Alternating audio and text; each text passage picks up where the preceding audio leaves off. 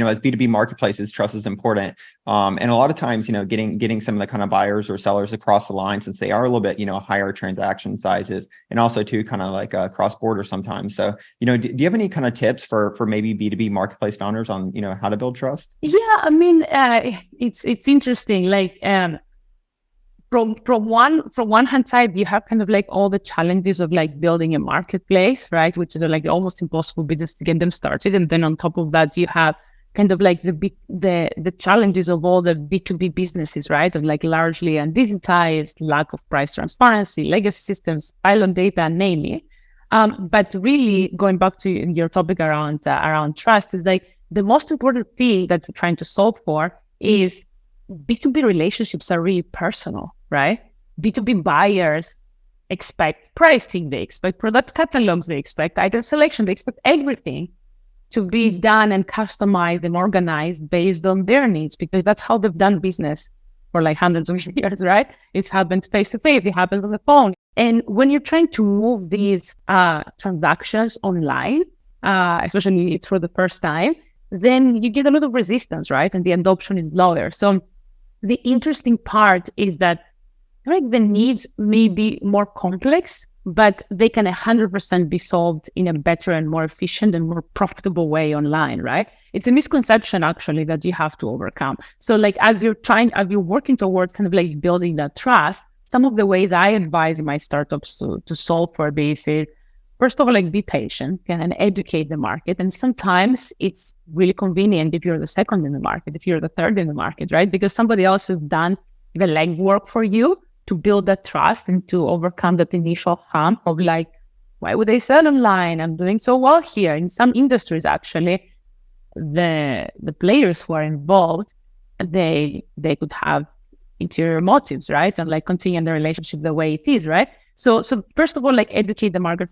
Second of all is how do you kind of constrain the marketplace early on, as I mentioned earlier, because it enables you to build for a smaller group, right? And make that group happier before you move on.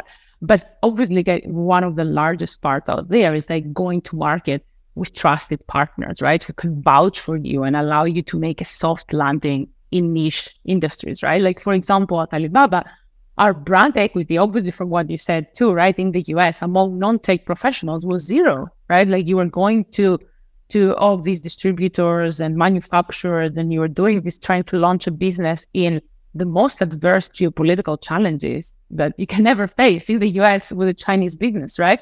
So trying to digitize this kind of like old-fashioned analog industry, right, of distributors and manufacturers. And we needed to get people to trust Alibaba. So one of the ways was to get our customers and our partners to speak for us, right, instead of us. So I had deals with the largest distributors and the largest manufacturers in all the top categories that I wanted to focus on. Even though our platform hadn't even launched yet, our platform was meant to be for small businesses, but like working with like larger names out there enabled us, and these names were actually trusted companies in the US, they enabled us to carry their name and to speak to the market about us rather than us saying we are here. We actually never went to say we are here, come do business with us. We did it through partners and through our customer stories, right?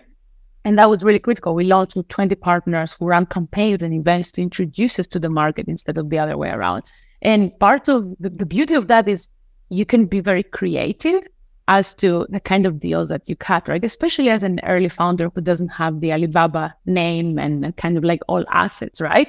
Which would be a little bit different. It's like just going out there and speaking and listening to the distributors and see what they want, right? Like what we realized, some of them just wanted access to small businesses that they didn't have because they were working with like large distributors out there. Some of them wanted to use it as a tool to connect with like one person businesses out there that didn't have the chance to test new products, right? So all of this is very important. So number one, really, the most critical part is going to market with trusted partners, and then it's building trust with your product, right? And that would be done with guarantees like escrow services, right? And transparency with supplier information, certification, rating system if it's applicable, right? Alibaba back in 1999 faced the same problem, right? And the way we overcame it, it was creating an escrow service called Alipay, and the arbitration mechanism in case of a conflict, right? And because no bank would lend us any money or enable the transactions,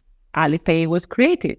This is really the origins of Ant Financial, right? And to this day, it remains the main element of trust. So usually, the best way to do that is do it through, there's the soft elements to build trust, the partners, the tool that you create for one side of your marketplace, right? The kind of like policies that you have on your marketplace to make sure things work, all the way to more hard stuff, which is guarantees, escrow service, payments, like being part of that transaction flow that enables you to be that brand, right? And that's really kind of like some of the specific B2B challenges that I've faced in my experience, and I see a lot of my portfolio companies facing too.